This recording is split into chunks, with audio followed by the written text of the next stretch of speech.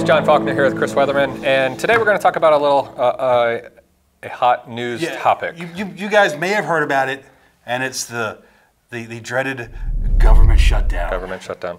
So this is something I haven't noticed. Yeah, it hasn't impacted my life at all. The shutdown started right about a month ago, and 27 days ago, I think. Yeah, and this isn't a doom and gloom video. No. Like power plants aren't shutting down tomorrow, nothing like that. But there are some areas of employment that are starting to be vacated that could start to cause some issues with regards to, I would say, more normal life. Yeah. There's certain, like everybody thinks initially TSA and airport security and getting through airports, and like our lovely new speaker learned yesterday, you can't always fly when you want to when the government shut down, especially if you're flying government planes. Yeah, and one of the issues is TSA agents aren't getting paid. So a lot of them have started using their sick leave, but at some point that's going to start to run out. So what you're going to see is fewer and fewer TSA agents at airports. Yeah, there was a thing on the local news at my house the other day talking about how many of them are calling in sick now. They're just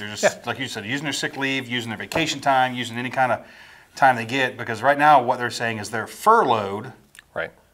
But they're still working, right? And it's one of those things where I'm not a huge fan of TSA. I don't know who is.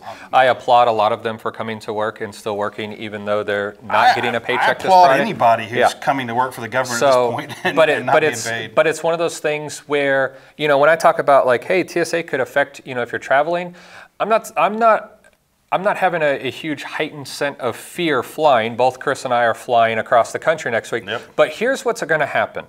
Instead of that TSA line being an hour or hour and a half, their workforce is going to be cut into a third, and it's going to be 4 or 5 hours. And they're so motivated to be there. Right. You thought the DMV lines are slow. These people are working, not being paid. Yeah. They've got an attitude. Yeah. So consider that when you're traveling. No one likes to interact with TSA. They're not, as anybody who's read my books knows, I'm not a fan of the Department of Homeland Security. Yeah. But these people are working and not being paid. So give them a break. Be patient with them. Be polite to them too.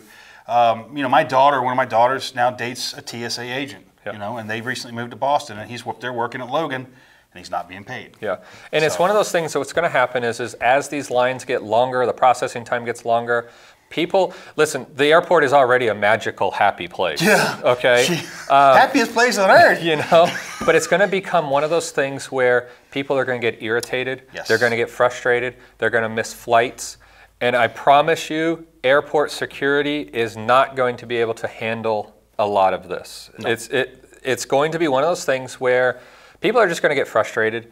And I'm not saying riots, but arguments, fist fights, things like that are bound to happen. And that's just it's a weak link in the chain. Yeah. Well, and this is only one example. We're talking about TSA, but this affects the entire government. Yeah. And it always cracks me up that when the government shuts down, what do? What's the first thing they do? They close parks. Close parks. They put barriers up so you can't walk down a sidewalk. Yeah.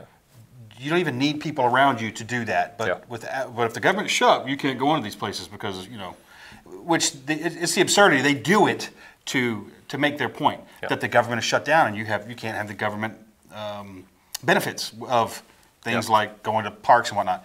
The one thing that is a real concern, and I caught an article that Ohio sent out people SNAP benefits for February this month. Yeah, telling them these are for February. Don't spend them now because you're not going to get any more. Because they're fully anticipating that February 1st, if this is still in effect, SNAP benefits will stop. Yeah. So no food stamps were sent out.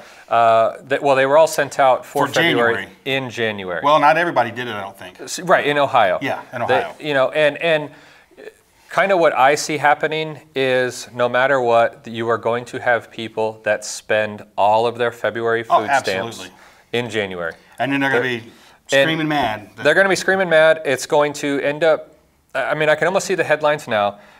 It got colder in February, so we ate more food. Or there was a snowstorm and the power was out for 2 days or something. And now it's February and we have no food. Yeah. And it's like, John, what does that really start to loot? What does that start to lead to?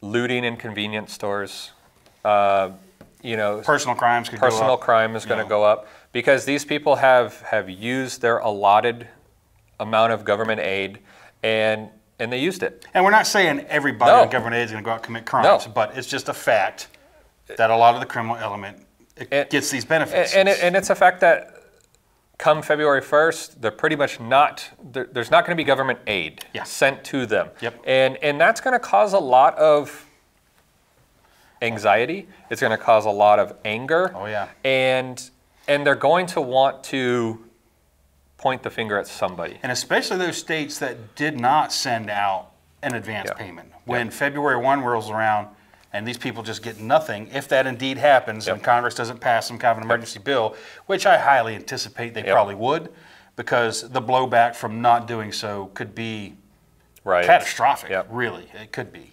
I mean, people are hungry and desperate people, they have nothing left to lose. It's like, Gerald Celente says, when people have nothing left to lose, they lose it. Right. And these are going to be hungry people with kids they need to feed, and they're going to lose it. Yeah, and so I mean, these are the things that we're trying to bring up as reasonable conclusions that could happen based on the government shutdown.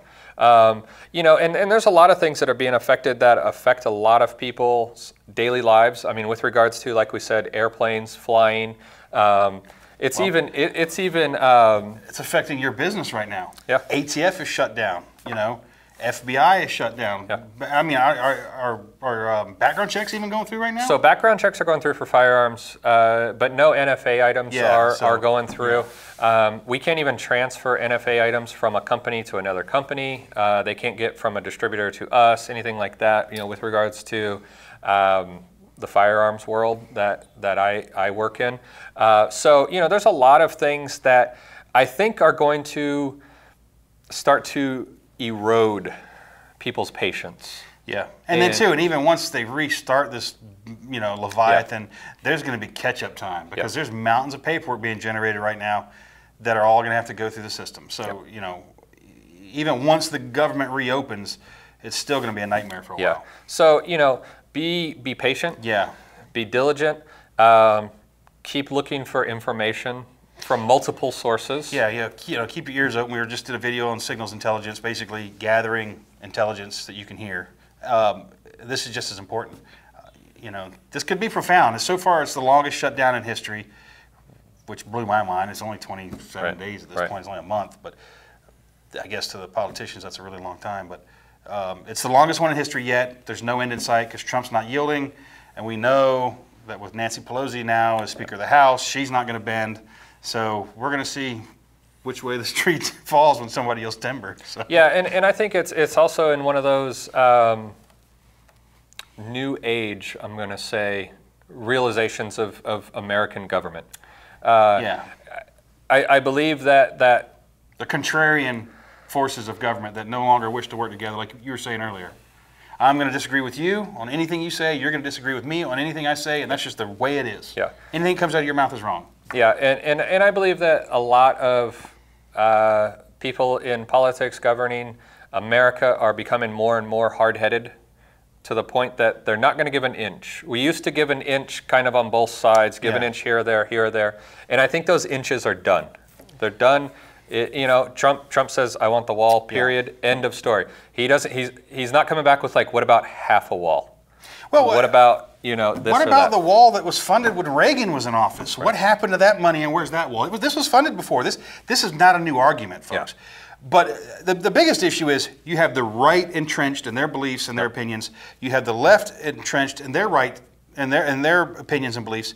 The rest of us are here in the middle. Yeah. I mean, there are some people out here on the far left and there are some on the far right, but the rest of us are here in the middle with nobody representing us really. No one has our voice. These guys are extreme on either end. The Republican Party is really in shambles, other than Trump. He's the guy that I got to say I wasn't a huge fan to begin with, but he really is holding the line. He's holding the line to a degree. And the left, sorry guys, it's just off the damn rails. That place is crazy. So as we move forward with this, Trump has said this shutdown could last months or years. I don't see it lasting years. I don't see it lasting months either. I don't think it can go years because I think if the government shutdown's still in effect come 2020, he no longer makes office. Oh yeah, no matter what. So done. therefore, 2020 it ends. Yeah. I think no matter what, because if a new Republican president does get elected over Trump in 2020, perhaps just if it were to happen, I believe one of his ways of getting in is backing down. I will stop the shutdown. First thing. Well, that's anybody that would run on the Republican ticket against Trump. That would be their number one argument. I would stop the shutdown, and every single Democrat's first words are going to say, "I would stop the shutdown." So, well, what you'll hear this common sense. We're going to make some common sense deals with our counterparts on the left, because this is common sense for everybody's benefit. Yeah. And that's the language they're going to use, but it's all BS because, again, it ain't for none of us. Yeah. So I personally think it could go up to 90 more days, personally. You think it could go that long? I'm giving it 3 more weeks. I don't think it'll go, like, if I had to be a betting man, I would say another month or so. I wouldn't be shocked if it went 90 more days. I would be. I would honestly be shocked. I could see the stronghold starting to crumble after a quarter of being in a government shutdown. Yeah. Then I could see both sides starting to maybe think about giving some. And it depends on too what happens in the markets and the economy. So if the economy really starts to turn, which they're already giving some numbers out about the impact of the billions of dollars that this government shutdown's costing. Like Delta Airlines came out and said, government employees not flying in these last 25 days, and I heard this report, has cost them $28 million. Right. And so there's the trickle up kind of effect of all the government money not being spent and the impact on the economy. But if our economy is that reliant on government spending, then we don't have a real economy, folks. I hate to say it. Yeah. So it's kind of a case study really for us too. So, we just wanted to make this kind of quick video to just discuss some of the viewpoints that we kind of saw. We want to hear y'all's opinions too. Post your questions, your comments below, because this is kind of a big deal. Like I said, this is the longest one in history. Yep. And there's lots of talk. Everybody's got opinions. These are just some of ours. Yep. So. And what we'll do is we'll take those comments and questions, and if we get enough of them and stuff, we'll make a follow-up video answering those questions. So feel free to leave them below. Make sure you hit the like button on this video. Subscribe. Make sure you subscribe, and until next time, be safe.